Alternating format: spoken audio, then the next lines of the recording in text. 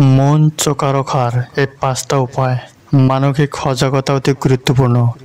ই ব্যক্তিগত বৃদ্ধি, স্থিতিস্থাপকতা আৰু মংগলৰ ভেটি হিচাপে কাম কৰে। ই ব্যক্তিক মানসিক চাপ পৰিচালনা কৰিবলৈ, আবেগ নিয়ন্ত্ৰণ কৰিবলৈ আৰু জ্ঞাত সিদ্ধান্ত ল'বলৈ শক্তিশালী কৰে, যাৰ ফলত এক পৰিপূৰ্ণ জীৱনৰ পোষকতা হয়।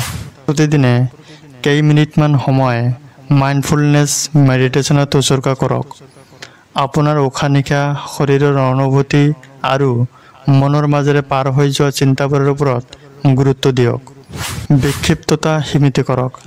আপোনাৰ পৰিৱেশত হোৱা বিক্ষিপ্ততা, যেনে ইলেক্ট্ৰনিক ডিভাইচ বা কোলাহলপূৰ্ণ পৰিৱেশ, কম কৰক, যাতে একাগ্ৰতা আৰু মানসিক স্পষ্টতা বৃদ্ধি পায়।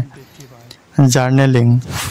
আপোনাৰ চিন্তা, অনুভৱ আৰু অভিজ্ঞতাৰ ওপৰত চিন্তা কৰিবলৈ এটা জাৰ্নেল ৰাখক, যাৰ ফলত আপুনি আপোনাৰ অন্তৰ্দৃষ্টি লাভ কৰিব পাৰে আৰু সময়ৰ লগে লগে আৰ্হি অনুসৰণ কৰিব পাৰে।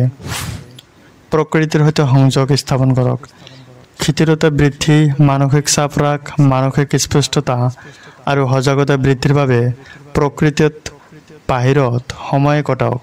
সৃষ্টিশীল কাৰ্যকলাপত লিপ্ত হওক। আপোনাৰ মনক